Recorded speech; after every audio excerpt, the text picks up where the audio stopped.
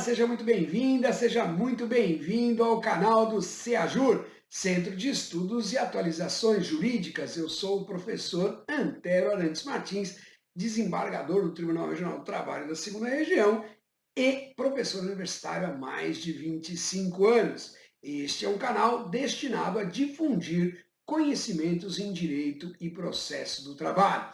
Hoje nós vamos falar dos direitos do empregador decorrentes do contrato de trabalho, também chamados pela doutrina de poderes do empregador. Mas antes disso, não esqueça de se inscrever no canal se você ainda não é inscrito, deixar aí o seu like, ativar o sininho para receber as notificações dos próximos vídeos no canal do CEAJUR. Combinado, pessoal? Bom, nós sabemos e aprendemos isso em outros vídeos, que o empregado é subordinado. O empregado é subordinado porque o empregador dirige a prestação de serviços. Isso está lá no artigo 2º da CLT. Se o empregador dirige a prestação de serviços, isso é denominado pela doutrina como poder diretivo do empregador. O principal poder do empregador do qual decorrem todos os outros que nós vamos falar aqui. Então, o empregador estabelece o modus operandi da prestação de serviços. Por força do contrato, o empregado fica subordinado ao empregador. Então, fica obrigado a seguir estas determinações do empregador de como, quando e onde executar o contrato de trabalho. O poder diretivo do empregador, portanto, é o principal poder do empregador. André, e por que o empregador tem poder diretivo? É porque ele é rico e o empregado é pobre? Manda quem pode, obedece quem tem juízo? Não. É por causa de um outro tema que é denominado alteridade do contrato de trabalho. O empregado não corre o risco do negócio. O risco do negócio é só do empregador. E porque o risco do negócio do empregador, cabe a ele decidir quais são os rumos que o negócio deve tomar. Porque se o negócio der errado, quem arcará, quem sofrerá as consequências será apenas ele, o empregador. Então é por isso que o empregador tem o poder diretivo. O poder diretivo é o outro lado da moeda da situação dele assumir exclusivamente o risco do negócio. Tá certo, pessoal? Bom, do poder diretivo, nós temos ainda o poder de regulamentar, o poder de fiscalizar e o poder disciplinar. O poder de regulamentar está na capacidade que o empregador tem de emitir regulamentos, normas pelas quais o empregado deverá se comportar. Então, vai desde um regulamento interno da empresa até planos de cargos e salários, ordens de serviço e outros instrumentos que estabeleçam, que concretizem esta situação do exercício do poder diretivo. O poder regulamentar decorre naturalmente do poder diretivo.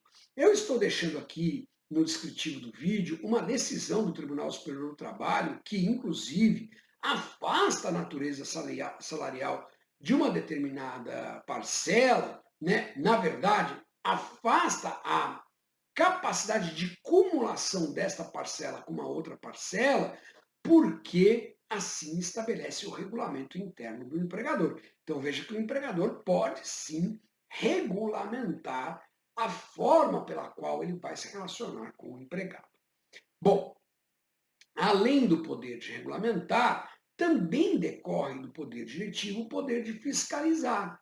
Por quê? O empregador, se dá uma determinada ordem, seja ela geral e impessoal ou direta e pessoal, ele tem que ter o poder de verificar se o empregado está efetivamente cumprindo aquelas determinações que lhe foram dadas. Então, o poder de fiscalizar também decorre naturalmente do poder diretivo. É claro, e nós veremos daqui a pouco, que todos esses poderes têm limitações. Nós veremos ainda aqui neste vídeo. Mas o empregador tem, em princípio, o poder de fiscalizar o trabalhador para verificar se as suas determinações estão sendo cumpridas. E por fim, mas não menos importante, é o poder disciplinar, né? O poder disciplinar é o poder de aplicar punições ao empregado. Também é uma decorrência lógica do poder diretivo. Se o empregador tem o poder de mandar e tem o poder de fiscalizar, ele tem que ter uma consequência jurídica para a hipótese do empregado não estar cumprindo as ordens, não é? E aí o empregador aplicará a este empregado determinadas penas, a advertência verbal, a advertência escrita, a suspensão e até a demissão por justa causa, não é? Em regra, o direito brasileiro não permite a punição em pecúnia, não permite a punição pela aplicação de multas, mas existe a exceção, por exemplo, na lei do atleta profissional, em que o empregador pode até multar o empregado em caso de descumprimento de suas determinações, tá certo? Então são esses os poderes do empregador. Agora, claro, todos os poderes têm limites e a gente tem que estar atento para isso, até porque o artigo 187 do Código Civil estabelece, Código Civil, então ele estabelece para qualquer relação jurídica, não só do trabalho, que também pratica ato ilícito aquele que exerce manifestamente, de forma manifestamente abusiva, um direito seu, aquele que abusa manifestamente do exercício de um direito, também pratica ato ilícito. Então vamos ao poder diretivo. O empregador manda? Manda, mas, veja só, a ordem não pode ser contrária à lei. E quando a gente fala numa ordem contrária à lei, as pessoas pensam logo assim: ah, o empregador mandou o empregado matar alguém. Não pode. Claro que não pode. Mas não é só isso. Não pode ser uma ordem ilegal em qualquer plano, não é só no direito penal. Então, o empregador, por exemplo, que determina um empregado, vendedor, que vai embutir no preço do produto a venda casada de um seguro, de uma garantia estendida, esta determinação viola o Código de Defesa do Consumidor. E, portanto, esta ordem é ilegal e está manifestamente excedendo o poder diretivo. Então, quando o empregador determina dá ordens ao empregado, ele tem que dar ordens dentro do ordenamento jurídico, não pode ser fora do ordenamento jurídico. Outra situação que ele não pode fazer é dar ordens que violem a moral e os bons costumes. É claro que moral e bons costumes tem que ser analisado caso a caso, porque isso é bastante flexível dependendo do ambiente que a gente está tratando. Mas, numa regra geral, o empregador não pode dar ordens imorais ao empregado. Por exemplo, determinar que uma empregada vendedora use saias curtas ou um decote muito avançado para seduzir o comprador a fechar o negócio. Não pode. Esta é uma ordem imoral. Um exemplo, né? Então, ordens imorais também não podem ser praticadas, tá certo? Mas existe mais. O empregador tem que respeitar ainda, dentro das ordens, os limites do contrato.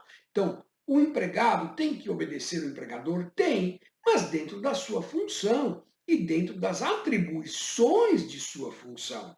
Tudo bem, é verdade que o dever de colaboração é íncito a todo contrato de trabalho, mas o empregado não pode ser forçado a praticar uma determinada função para a qual ele não foi contratada. Esta ordem também é abusiva, determinar que o empregado faça algo para que não esteja na descrição das atribuições de sua função, tá certo? E, por fim, o empregador tem que respeitar os limites da capacidade do empregado. E aí nós estamos falando de limites físicos e também de limites mentais, intelectuais, emocionais, não é? Então ele tem que respeitar a capacidade do empregado e não dê uma ordem que supere as forças do empregado, que não seja possível ao empregado executar aquela ordem ou que a execução daquela ordem seja extremamente onerosa ao empregado. Então, nós temos aí os limites do poder diretivo do empregador. E o poder regulamentar também tem limite? Claro que tem. Né? O empregador não pode dar ordens, né? Ou não pode criar regulamentos que contrariem texto expresso de lei. Então, um regulamento contra legem, obviamente, não vai produzir nenhum efeito. E um regulamento daquilo que já está na lei também é inútil, porque a lei, as normas de direito do trabalho, elas se incorporam automaticamente ao contrato de trabalho. Portanto, o regulamento eficaz é aquele regulamento que atua no vazio da lei, onde a lei não regulamenta, o empregador pode regulamentar, desde que, obviamente, o regulamento tenha sentido, não é? Por exemplo, um empregador que diz que os seus empregados não podem ter cabelo comprido, não é? É um regulamento que aparentemente viola a liberdade do empregado.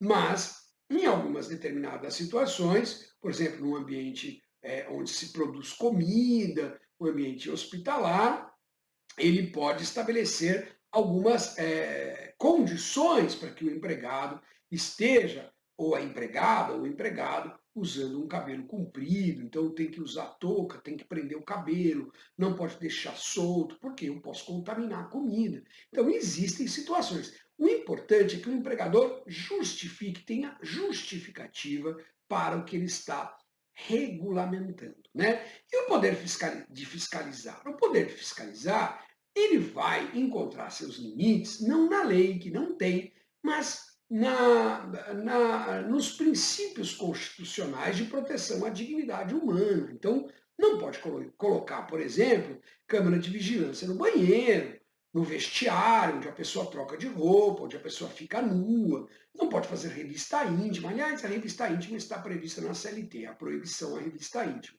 Não pode colocar um empregado numa situação de superexposição, não é? Então, o poder de fiscalizar vai encontrar seus limites lá nas proteções constitucionais da dignidade humana do trabalhador, porque o empregado não deixa de ser humano, porque está na condição de empregado e, portanto, a sua dignidade humana tem que ser preservada, inclusive do poder de fiscalização do empregador. E o poder disciplinar vai encontrar limites onde? Vai encontrar limites no próprio regramento da CLT para a aplicação de punições. Então, é vedado ao empregador, por exemplo, punir com desproporcionalidade. Então, a punição aplicada de forma desproporcional será cancelada pelo Poder Judiciário. É vedado ao empregador punir com retardo, não é? Então, a punição aplicada sem imediatidade implicará perdão tácito. É vedado ao empregador punir de formas não previstas na própria legislação. Então, punir, por exemplo, com a aplicação de multa, né, descontando o dinheiro do empregado e assim por diante. Tá certo, pessoal? Então, o empregador tem poderes, são poderes amplos, mas não são ilimitados. Eles encontram os limites, como a gente acabou de verificar aqui nesse vídeo. Ok? Se você ficou até aqui, não esqueça, inscreva-se no canal, deixe aí o seu like, ative o sininho e deixe o seu comentário para eu saber o que você achou deste vídeo. Forte abraço e até a próxima!